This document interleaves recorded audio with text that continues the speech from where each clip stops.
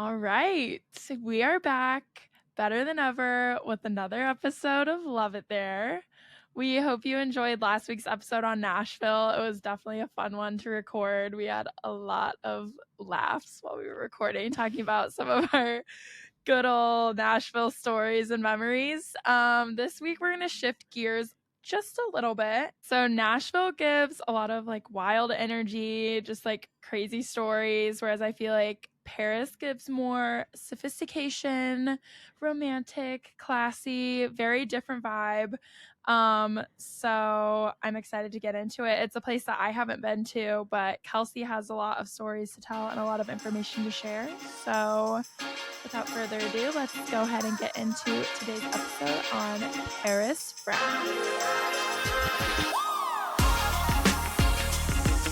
Okay, so I feel like people either love or hate Paris. But despite the fact that when I went, I missed out on quite a bit because I went as a college student and was being super, super cheap. And despite all that, still had the best time. And I am definitely a Paris fan. Love it to death. I went with Jackson when we were, it was the summer before our senior year in college. So yeah, neither of us had a ton of money at the time, and we were doing a little European adventure, so we had to save where we could, and Paris was one of those places. But honestly, it's still one of my absolute favorite places. I am a huge fan of French food, which I feel like that might be a reason why some people actually don't like it, because French food is very I don't know, it's not like a lot of like comfort food that Americans are used to. But I'm a fan. And like Hallie mentioned, I also felt like it was a very romantic city. There was always like people dancing along the river, like swing dancing along the river, or there was people with legit pianos in the street just playing music. That's And crazy. yeah, and I love piano. I feel like piano just on the streets just brings a nice romantic touch to everything. I feel like any kind of live music, like that's why I felt like Florence felt so romantic to me, because there was so much like live music in the streets, and I feel like it just like sets the ambiance so well.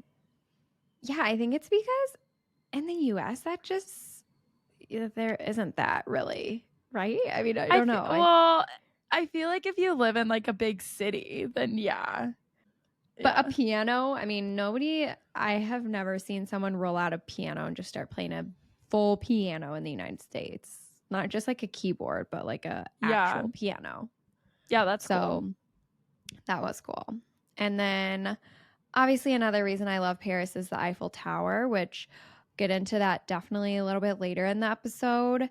I was surprised at how amazed I was by the Eiffel Tower. So if you are like I was and you think the Eiffel Tower is just overly commercialized, you see it everywhere, that it's got to lose some of its luster because anywhere and everywhere people describing French or France or Paris, there's the Eiffel Tower. But it truly, truly, truly was unbelievable. And I couldn't believe how I thought I was just kind of like jaded and was like, oh, okay, I'm sure it's cool looking, but what else about it is so great? Right. But I'll get into that. Let me just get on my soapbox and talk about the Eiffel Tower for 10 minutes later on this episode. So perfect. I can't wait. Before we get into all that though, let's go ahead and talk about some of the listener content, some of the questions that have been sent in. The first one that got sent in, which is actually something that I wanted to ask anyways, because I've heard a lot about this from my friends that have been to France, is that they don't like any English speaker and that they're like really rude to you if you speak English. So I'm curious what your experience was. So I looked into this because I had heard that as well, that French people have this stereotype of being mean or being rude. And I wanted to know, okay, where did this start? Is there a reason? Is there a specific story, or did something happen? And since then French people are just rude, and is it just to Americans or is it to everybody? Whatever. So I couldn't really find a whole lot on the internet, but I think it really truly boils down to it's just a cultural difference. French people are different than American people. And it's also an overgeneralization, just how Americans can have a stereotype of being like dumb or loud or just into partying or whatever. And it's like, sure, that might be true for some people, but that's a very Right. general statement. So for French people, sure, there might be some that are a little bit more like rude or cold, but it basically boils down to French people are just direct and don't take time with the fake niceties or just the insincere small talk that Americans are used to. So Yeah. when you go into a restaurant and you order something and you're like, oh my gosh, thank you so much. Like, I hope you have such a great day, blah, blah, blah. They're not going to smile back because they don't know you. They are just there to do their job. So they might just like hand you your croissant and just turn around and go back to what they're doing. So That's interesting because that's something that I really noticed in Spain. And obviously I haven't been to France, so I like can't really compare. But I was like shocked at how direct and to the point people were in Spain. And it like was kind of a big culture shock to me and my friends. Like we felt like people were just like being kind of rude to us. So it's interesting that that's the same way in France and how it can just be like perceived differently because we're used to like being so overly like polite, I guess. I don't know. It's just like cultural differences, but that's interesting. yeah. So I don't know if like Spanish and like Latin America and those kind of cultures do have a little bit more of a reputation for being loud and talkative and things like that. But I think in general, Europeans are more, Europeans in general, not just the French, are going to err more on the side of not smiling back and just getting their job done. I think it's a very uniquely American thing that we feel the need to be so fake and like over the top with everything. And I wonder if part of that is because I don't know, I was just thinking about like the tipping culture and how that's so different, where, you like feel like you have to be so crazy to earn your tip because that's what you're getting your money on. And so you feel like, when you're in the service industry or whatever, you have to be so nice and the customer's always right. And you have to kind of play the game and be fake a little bit because it's like your salary in those positions are based off tips. And it's not like that way in other places. So it's like these people working at coffee shops or working at cafes or whatever in other countries, they're literally just going to do their job and they don't need to talk to you and if they don't want to. So yeah, it's that's very interesting. Did you feel like you noticed that in Spain as well, or was that just something you noticed in France? Yeah, I mean, in Spain, I couldn't really tell because I was trying to speak Spanish in Spain. Mm-hmm. So I think it's different because that's another thing with the French, like they're very proud of their language and their culture. So if you speak to them in English, they're more likely to be kind of turned off by that and not willing to be so friendly with you. Whereas in Spain, I could speak Spanish. So I didn't really see and experience that side of things. So I don't know. Yeah, it's not really comparing apples to apples, I guess, because you're actually trying to speak their language. So they're probably going to be a little more accommodating in Spain. Right. But something that because I've been to England, and the reason I brought up like English speakers in general is because while in England, I heard multiple conversations brought up about how they just can't stand the French and how the French can't stand them. And so I was like, oh, I was under the impression that they just thought like Americans were annoying. But my friend that's from England was like, oh no, they just don't like anybody that speaks English. And I think part of it is just like the long history between England and France. And they've always just kind of like been against each other. And so I think there's like kind of a long history of like beef between England and France. And so it kind of just like gets wrapped up in like anybody who speaks English. So I don't know if that's part of it too, or if it's mostly just if you don't speak French. Probably. Yeah, I could definitely see that. I would say if any of our listeners know or have more insight into this, please let us know because I'm interested and curious because I couldn't really find anything concrete about it online on my quick Googling. So, and I haven't heard truly from like a local French person or anything like that to tell me like if there's a specific reason or if it's like what Hallie was saying and it truly just kind of dates back to history and it maybe is just one of those things that's just been passed on for generations and nobody truly knows why there's that conflict. But yeah, but I didn't truly experience, I mean, everybody that I met in France was really nice. I mean, I remember specifically like the first place that we went when we got to France was we went to this little sandwich shop and I had heard this that, you know, the stereotype that French people are mean, they don't like tourists, especially American tourists. And Jackson took 1 year of French in college. He knows no French. So, and I know absolutely none. So I was like, okay, we don't know any French. I'm scared to come in here and order a sandwich or whatever.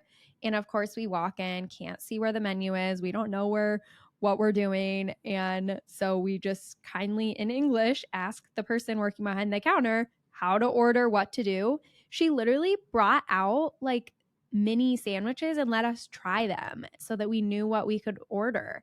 It was so nice. And I was like, so that was my first impression of a local French person. And so that just like put gold stars in my eyes. I'm like, French people are the nicest people that exist. I'm like, this is amazing. That's so funny. Yeah. So actually, okay, wait, no, I take that back because that was the second local person that I met because our Airbnb host picked us up from the train station because we flew in, I don't know, we were somewhere else in Europe first and then we flew into Paris and then we're taking a train to wherever we were staying close to the Airbnb. So anyways, our Airbnb host picked us up from the train station and like helped us walk back to the Airbnb with our luggage and everything so that we knew where we were going. And I just thought that was so nice. Like he really didn't have to do that. Yeah, because I've had Airbnb hosts like meet us at the place, like show us around or like welcome us or help us with luggage. But I didn't have a single one that was like, oh, I'll come take you from the train station.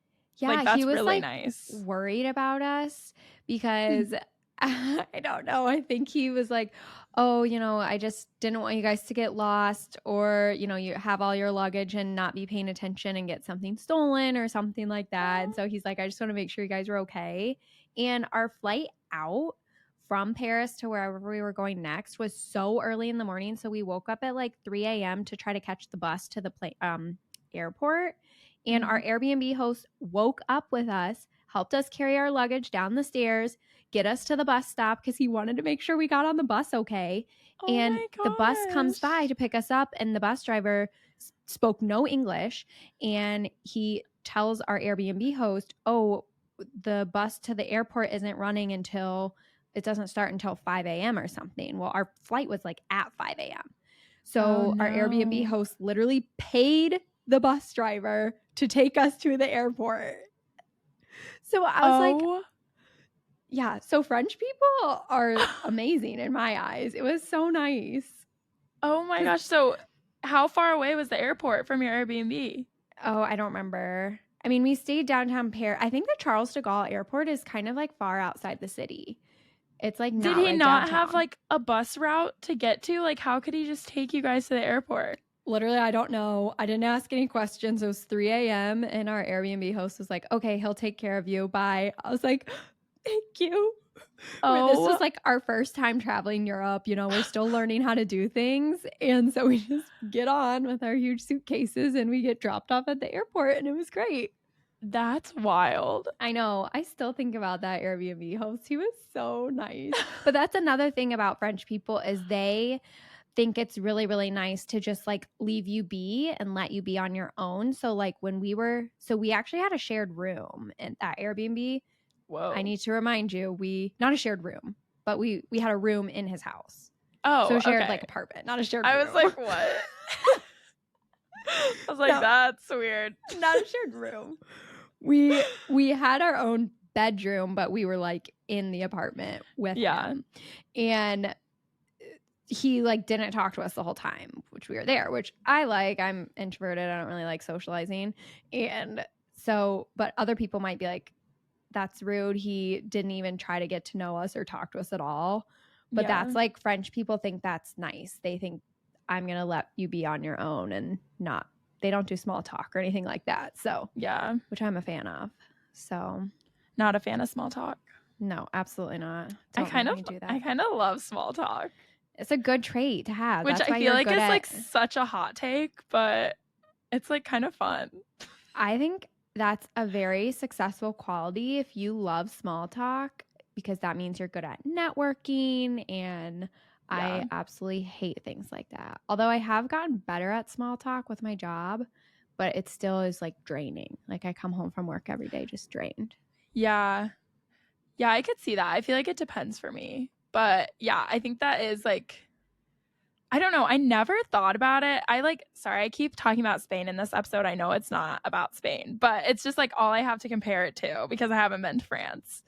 But that was something that like we talked about in Spain too. And that was the first time I had experienced that, where people are like, why do you feel the need to like have so much small talk with people you don't even know? And I had literally never thought about that until that conversation got brought up. And I've never thought of it as like a cultural thing, like just something that like Americans do. And ever since then, like I always think about it when you like walk up to people and you're like, have a good day, like at a restaurant, or like you're picking up your coffee and you're like, thank you so much, like have a good rest of your day. Like you don't know that person. Like why do Right. you feel the need to tell them to have a good day? Like do you really mean that? Like maybe, but like you don't even know them.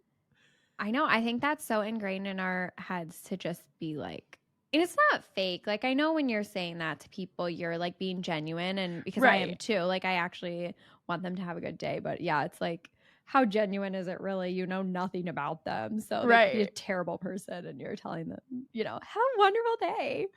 But yeah, if you did that in another country, they're probably like, what? yeah, okay, Like weirdo. what? Yeah. The other thing I was going to say about like filling silences with small talk is I don't know if it's because in American culture we're so used to just like so much stimulation and no silence, whereas things are a little bit slower paced in other countries, that they're just so much more comfortable with silence than we are. And so it's like, you know, we just feel this need to fill it with small talk or whatever. But I don't Yeah. think it's all bad either, because I think you can genuinely get to know people and it can form connections and things like that. So it's just different. I don't think there's a right or a wrong way to do things, but Right. Yeah, it's just interesting to think about. Something that I like never would have thought about if I hadn't traveled, and just like seeing how different cultures work. It's just like very interesting to think about. But the one thing I will say that is talking about right or wrong way to do things is the people trying to sell stuff in Paris. So I know we talked about this in the Barcelona episode of the people trying to sell stuff to us on the beach. Yeah. And, you know, in Barcelona, they would just come up to you and try to chat with you, get you to sell their stuff. If you say no, you might have to be like, no, thank you. No, really, no. But they'll walk away. In Paris, they force it into your hand, like literally force you to take it from them. And then they like force you to pay them because now it's in your hand. And literally, they were trying to put a bracelet on Jackson's hand when we were there. And he was forcefully being like, no, please go away. Please stop. Like, I don't want this bracelet. But they're like forcing it on his hand. The guy made Jackson bleed. He was like forcing it on his hand so much. And then this other person, like Jackson and I were taking pictures by the Eiffel Tower, and this guy comes up and like asked us if we wanted to buy a rose. Or no, they don't even like ask. Sometimes they just are like, oh, do you want a rose? Like, do you want this? And if you don't know, you might be like, oh my gosh, thank you. Like, thanks for giving this to me. And then they're like, you have to pay me. You took my rose and blah, blah, blah. And it's really aggressive and it's a little bit scary. They can get really intense. So, but I don't think that's like that's not a normal French person though. Right. These are people trying to like hustle you and get your money. Right. But that was very off-putting. So yeah, that would really have caught me off guard. So yeah, be aware of that. If someone's trying to nicely give you something in Paris, it's not nice. Don't fall for the trap.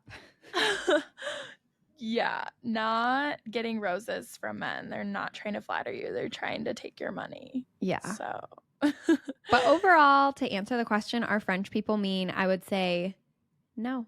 It's just a cultural difference. Okay, interesting. And if you're listening to this and you've been to France and you've had a different experience, I'd be very curious to know, like, if you have any story times about, like, very bad experiences in France with French people or, like, anything like that. Be sure to, like, let us know on the Instagram because I'm really intrigued to see if we have some different opinions out there. Yeah, because I was in Paris for maybe 2 or 3 days, so I don't have that much experience to go off of. So, yeah, I'd definitely be curious to hear other people's perspectives on that. Yeah. Okay, and then another listener question we had was from somebody that you were with in Paris, and they wanted you to tell the story. I guess you snuck into a bar. I haven't heard this. Yes, So you I'm have. very intrigued. Have I? I think you've heard this. Okay, shout out Amy. She's like our biggest fan of this podcast. Love you so much. But okay, Amy and her brother Eric, they're our childhood friends. We grew up together and we just happened to overlap in Paris for one night. Her and Eric, Amy and Eric, and then their parents were traveling around Europe as Jackson and I were. We literally overlapped in Paris for one night. And okay, this is another example of me being cheap, and I didn't have like a data plan or a phone plan. I didn't want to pay for data. And so to text Amy and like coordinate, we wanted to meet up our one night together. I like had to try to find Wi-Fi and text her and be like, okay, we're going here, we're going here. And so we planned to go to this bar, which Amy, if you remember the name of it, I tried to look and find the name of it. And I think it might have been Rooftop Cafe Oz. So I think we were like, okay, let's meet up at this bar. And so we send off our last text message and then try to get into this bar. So we're off Wi-Fi.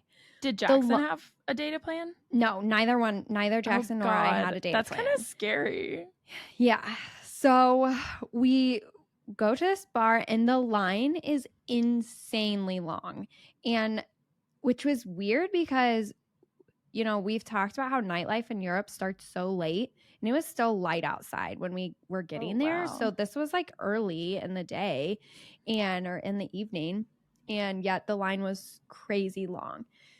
And I forget even what happened. Eventually I was like, I couldn't find Eric and Amy. And so I just text them off Wi-Fi. Whoa, spent a couple dollars to send this text. And you're desperate. Yeah. They're like, oh, we're in. Like, we'll come grab you. And so we walk down. We're at the bottom of this line. The stairs are so long to get up to the top. And there's a big bouncer up at the top, like taking people's cover, which cover was like over $20, which for me and Jackson to pay $20 each to get into this bar at that point in our lives, that was a lot. And so he's that's like just taking a lot in cover. general. Okay, yeah. So I see Eric and Amy at the top of the stairs and I see them just like chatting and laughing with the bouncer. And then the bouncer just like waves us in.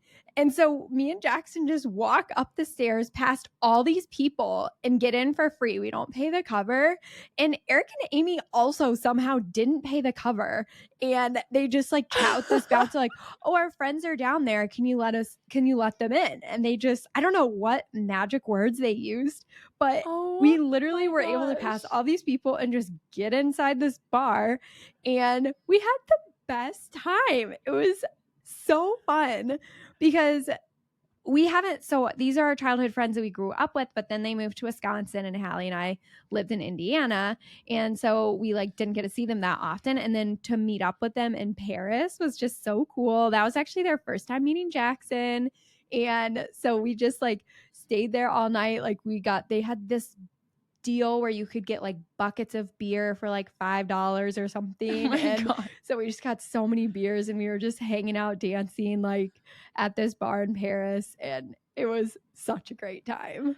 That's like the best, most powerful feeling ever when you're like walking by everyone waiting in line and you just like walk right by them and like walk through the door and you know everybody's like, well, how are they getting in? And you're just like, yeah, we know the bouncer. Like, yeah, we know somebody here.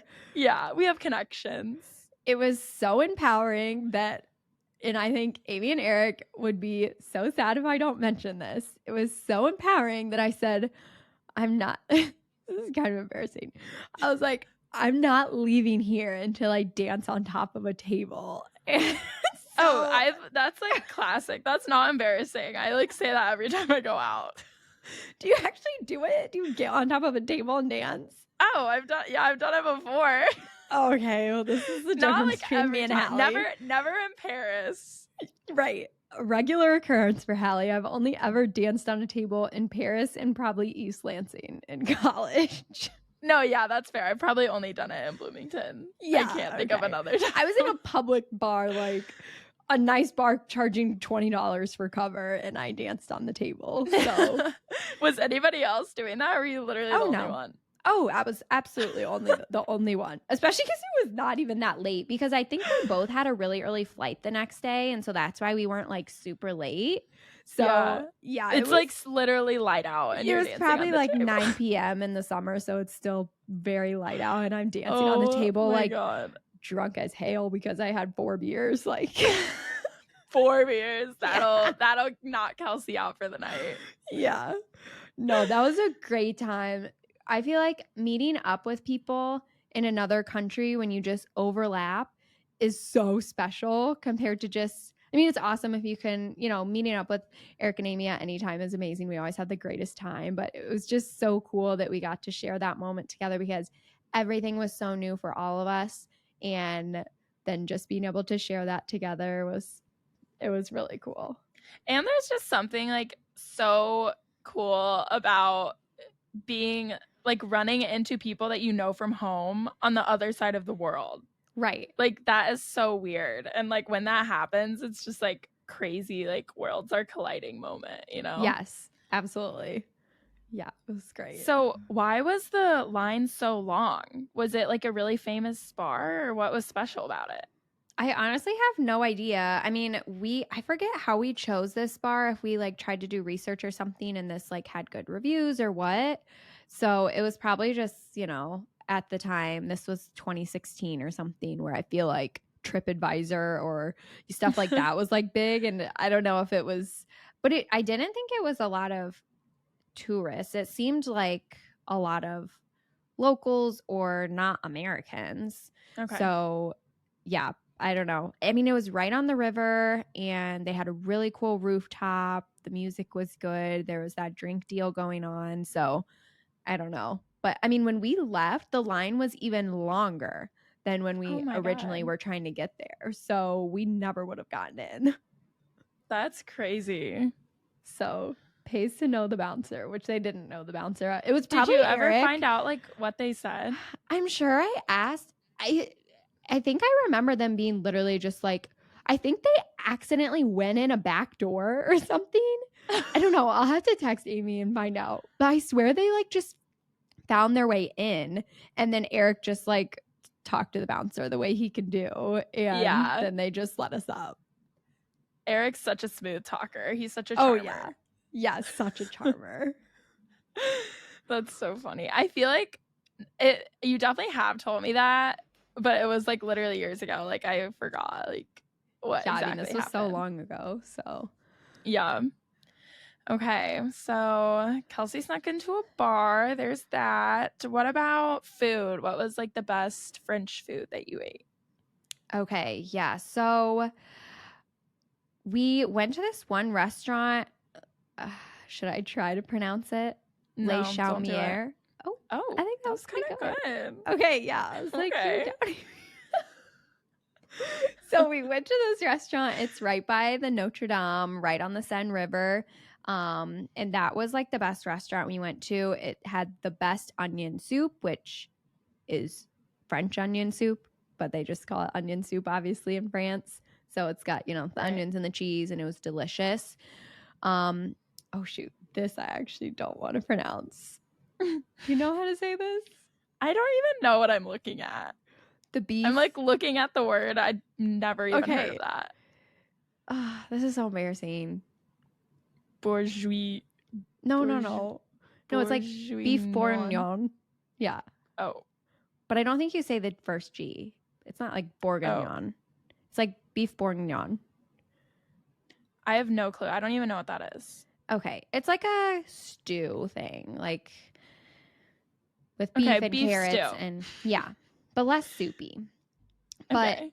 yeah, so that's a very that's like one of France's most popular dishes. And then we Okay. also had creme brulee for dessert. So that was so good. That's the best creme brulee I've ever had was at this place. So That sounds so good. I'm yeah, sure that so was amazing. it was great. And then yeah, that place was actually where we were sitting outside on, we sat outside right on the river, and that's where we could see there was a little guy playing the piano, and that was Oh, that's so so cute. French. So French. Another great place to go, cannot recommend this enough, Little Breizh. It's a crepe place. And it's kind of in like a back alley off the beaten path, not on like a main street, but they That's when have you know it's good. yes, they have the best sweet and savory crepes. They're known for like their buckwheat crepes for their savory ones. And oh my gosh, Jackson and I still talk about those crepes. They were so good.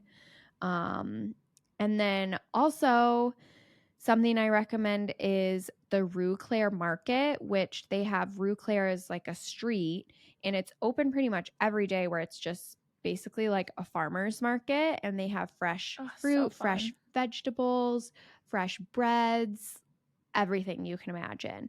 And this is right next to the Eiffel Tower, essentially. So what I recommend is going, getting a bunch of, cheese, meats, fruit, whatever, baguette, and then having a little picnic in the like grassy area in front of the Eiffel Tower. That was so fun. So fun. Yeah, How so that was really, romantic. I was going to say, that was really romantic. Me and Jackson newly dating, so in love, and we had a little picnic in front of the Eiffel Tower. The fact that you guys, I mean, I guess you had been dating for like a few months at this point, but you're like newly dating, like on a picnic in front of the Eiffel Tower in Europe, traveling the world together. I'm like, what is your life? Like, I remember you about to leave for that trip, and I was like, this is just not even fair. Like, how am I ever supposed to live up to this? And then you came back and like had all these photos, and I was just like, what the heck? I'm never gonna find love. I was like 12. Yeah. Yeah, but you had your hot girl summer, so which is great in its own right in Europe. Your hot girl summer in Europe. So Yeah, that's true. But it's different. I guess if I was in France, I really would have been like in feels, I feel like. But in Spain and Italy it was great. But there's a time and a place. I was gonna say, I feel like it's like so romantic, but we were so cheap. Like we literally, I don't know, it wasn't like we were like balling out and going, Yeah, that's true. So I feel like it's easier to like have a fun little Europe summer with your girls being cheap versus like, I don't know. But we obviously had so much fun and it was great, but yeah, so we got really good macarons at one of the market shops. And then obviously, their croissants are really good. Yeah, I was going to ask about that. Yeah. So, are they like really that much better than a croissant you would get somewhere else? I mean, they're definitely better than the croissants they have in the United States. I feel like, honestly, any croissant in Europe is going to be really good. Like, we had really good croissants in Switzerland, honestly. And yeah, so, I mean, I just think they do it different there. They probably use more butter, honestly. I don't know. It's just more crispy and like flaky. Yeah, the croissants in the United States, you could just tell a lot of times. I mean, some places do them really good, but sometimes they're just like, you can tell they're just frozen and warmed up or something. Yeah, like the Starbucks chocolate croissants. Right. Like those are not real, but they're still fire though. Yeah. Other French foods that are super good that I just know of that we didn't really eat, because like I said, we were only there for a couple days, is like quiche Lorraine is really good, ratatouille, escargot, mussels, foie gras, which is duck liver. So those are all French delicacies that super good. I love French cuisine, so I'll have to go back sometime very soon when I'm going back to France and try more food. Hint, hint, little teaser. Yes, little teaser. Wait, okay, sorry. What exactly is ratatouille? That's like, it's like a vegetarian dish, and I think it's like tomatoes and zucchini and eggplant and like a tomatoey sauce. I'm pretty sure.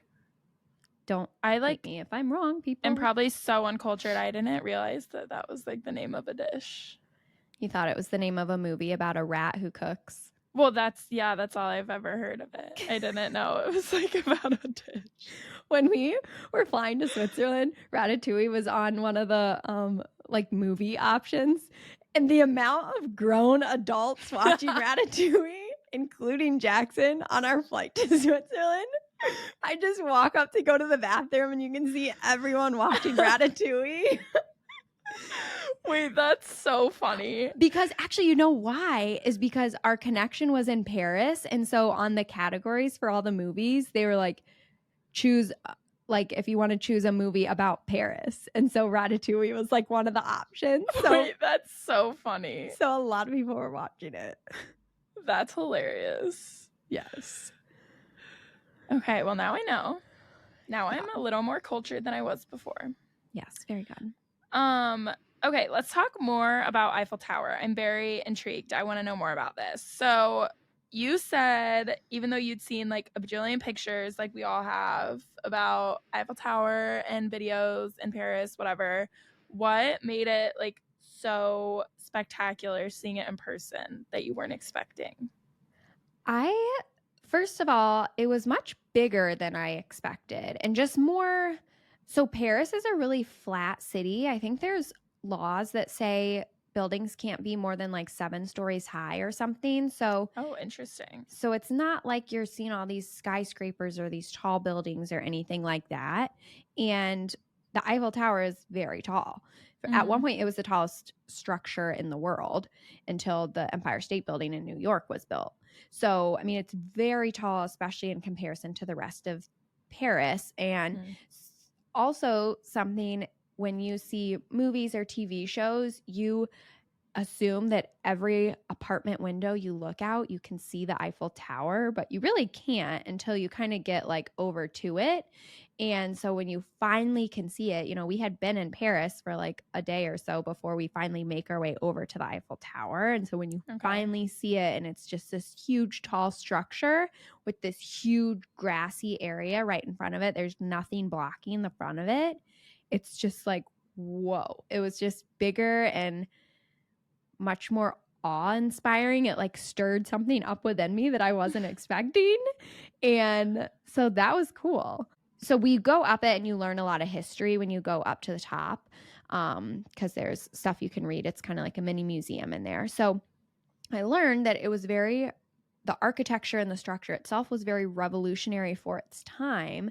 Like I mentioned, at one point it was the tallest structure in the world. So it was, but it not only like, it wasn't like barely taller. It was the first structure to pass 200 meters tall and also 300 meters tall. So it was over 100 meters taller than the next highest thing that was built at that time. So that's crazy. So why was it just like a landmark to make Paris like stand out, or what was the purpose behind building it and behind making it so big? So it was built in 1889 for the World's Fair, which was like this big exposition to celebrate the 100th anniversary of the French Revolution. And the purpose of this fair was to just stimulate the economy. France was like in a little bit of an economic depression. And so it was trying to create this fair, stimulate the economy. And it was only supposed to be temporary. They built this thing as like a landmark for this fair, but it was supposed to be taken down eventually. They ended up putting a radio antenna on top of the Eiffel Tower, and then they started using that for radio communication, which became so essential and valuable. They decided to actually keep the Eiffel Tower up and kept it long term. But it also, at that point, the architectural design was so daring and so out there. People were like, oh, this is temporary. You know, the shape of it, it's so tall and skinny. It's not going to be sound against like wind and harsh weather. But then when it did, and they decided to make it permanent and it withstood all of these like crazy conditions, it became this like cultural symbol for the French know-how and industrial genius that because people were doubting it. And at that time, people were like, yeah, we can do stuff like this. And this is the symbol of French culture. And Yeah, that's cool. Yeah. That's so cool. I did not know that. Yes. So did you go in it? Because you can go in it, right? There's like an elevator that takes you to the top. Yes. So yeah, we went in and it's so worth it to go in. You have to pay to go in, and like there's different levels. But I would say it's worth it to pay for like the highest level to go all the way to the top. There's a restaurant on the first floor, and then the second level has a Michelin star restaurant, which would be really cool. And then at the very top, there's a champagne bar, which we did not pay for champagne. Regrets. I wish we would have. And it's beautiful. Like I mentioned, the fact that Paris is such a flat city, when you're up there that high, you can see forever. I mean, nothing is blocking your view. And I recommend going up for sunset or going up a little bit before sunset so that you can watch the sunset. That'd be so cool. By the time you go down, it's dark and the Eiffel Tower lights up. So that is really cool.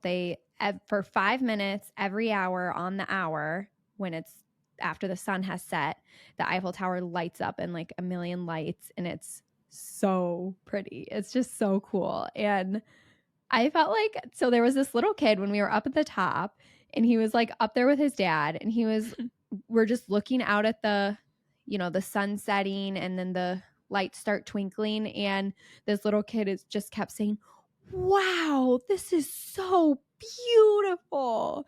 And I was like, there is such honesty and truth in little kids and what they say. And honestly, this kid just kept repeating that over and over again. And I'm like, yeah, this is actually insane. It's so beautiful. And for like a little kid to say that, when it's like, yeah, little kids are so honest, but also like they like a lot of times don't know how cool the things they're experiencing actually are. So for that little kid to like understand that it was like so cool for him to see, like, I don't know, that's just funny. I'm telling you, it stirs something up inside you that's very unexpected. So it's like an emotional experience. It truly is. I felt it. How long were you allowed to stay up there, like once you got up? I think you could stay up as long as you wanted. We were up there for quite a long time because we didn't really plan to go up for sunset, but we were like, oh my gosh, the sun's probably setting soon. That'd be really cool if we could see the sun set from up here. So we literally just like hung out and stayed up there as long as we wanted, because there's a champagne bar up there. So you could like sit there and like drink for a while and stuff like that. So yeah. That's so cool. So yeah, that's another thing that I saw when I was like actually doing research for this podcast, was that they paint the Eiffel Tower every 7 years to prevent rusting, which I didn't know. But they have plans to paint the Eiffel Tower gold for the upcoming Olympics this summer. My gosh. Yeah, this coming summer, which would be so cool. It's going to be a temporary thing, obviously, but I'm like, oh, that would be amazing. That's going to look so cool. I can't even like picture what that would look like. Yeah.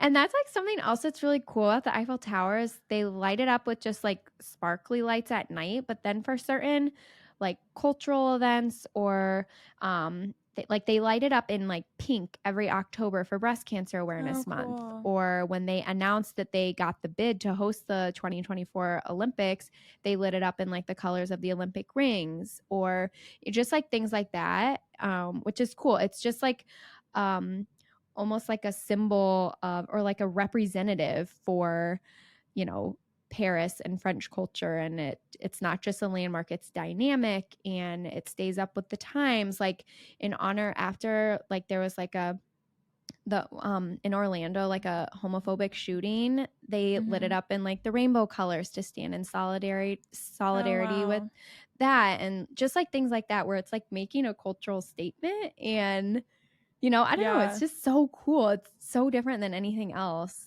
the way that it can change and be dynamic like that. Yeah, it gives the way it they're life. Like using a landmark to like send messages and stuff, and it's not just a landmark.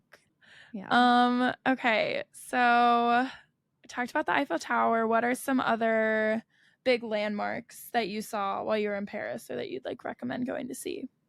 Okay, so I feel like the famous one, so the Louvre is obviously it's the art museum. That's where like the Mona Lisa is inside the Louvre.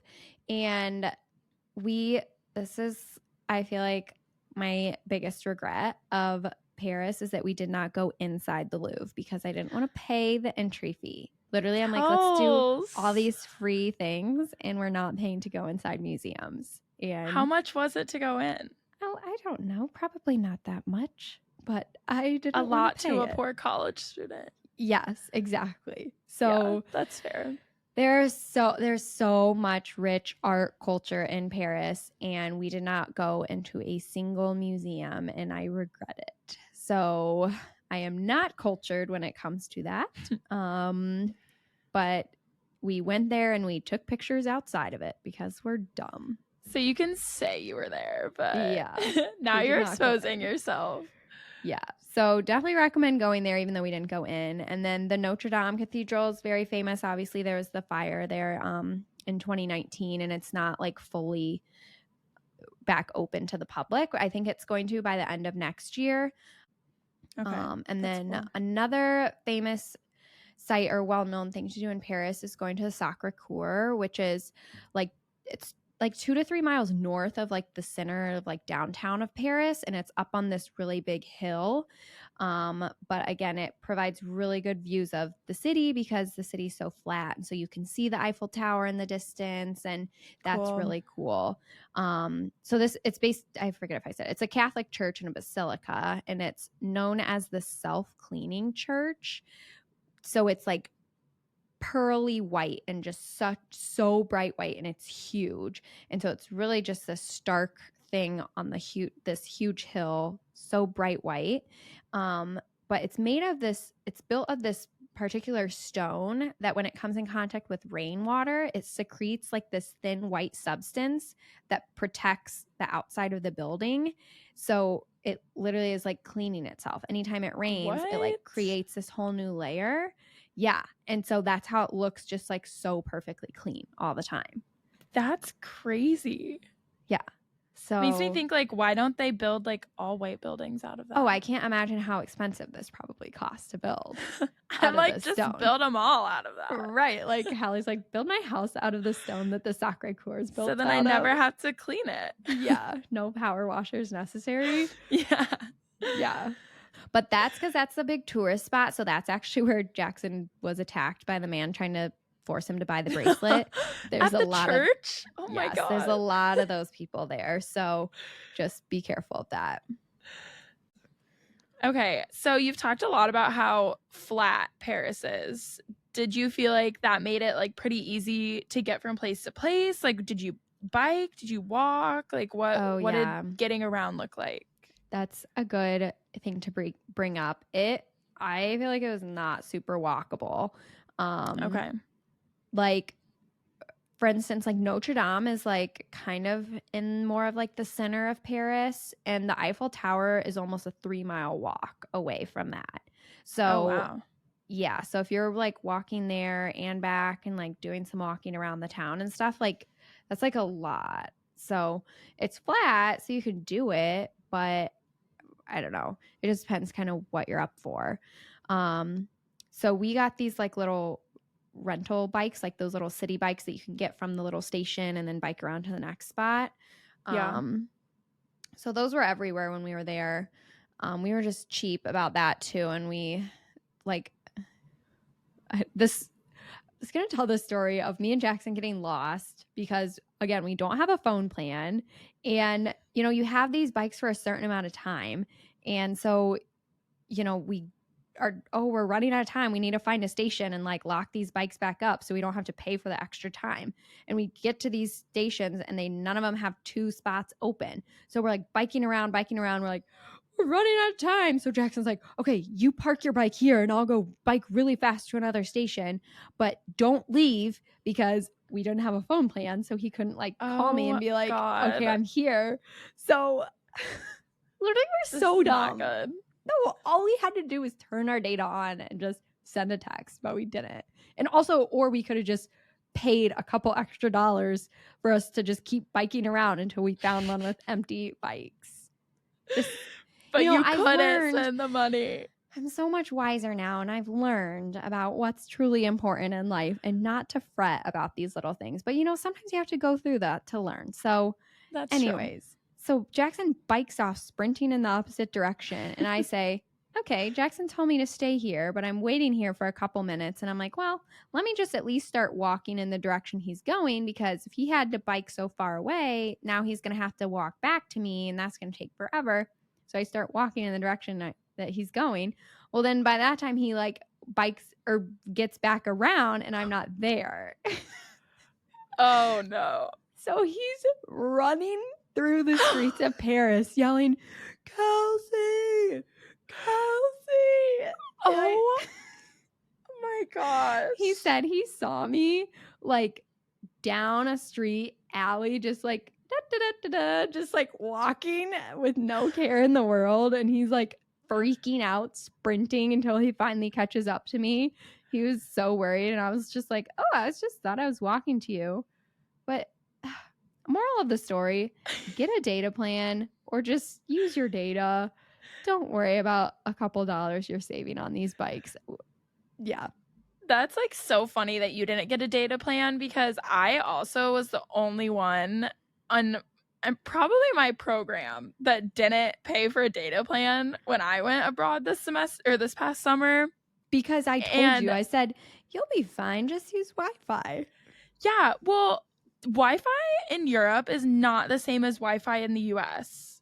Like, I don't know if you had that experience, but first of all, nowhere had free Wi-Fi. Like, even in coffee shops where like you would expect that it was password, like you had to go ask for it. Then when you did connect to it, it was so slow. You like couldn't get anything on it. And so I like, this will be stories for another time, but I like was in many situations where I definitely should have had data, and I was like in sticky situations because I couldn't get a hold of people. And so it's just like funny that like both of us are like, oh, we can't spend the money, like it's not worth it. And then I ended up having to pay for data when I went to Italy, because all of like the Airbnb information was on my phone. And so when we were going from like train to train, like trying to contact the host, I was like, whatever, this is too complicated, I'll just like pay for it. I literally got a text from mom today, and she was like, you spent so much money on the Verizon bill when you were in Italy. I was like, okay, do you want me 4 months ago? No, I know. And she literally just texted me about it today. And I was like, first of all, just Venmo me. Like, it's fine. I'll just front the bill. Like, whatever. Charge me on Venmo. Yeah. But it was just like funny that she was like, you spent so much money because you paid for a data plan. I'm like, okay, did you want to not hear from me for 10 days? Because that's the alternative. So no.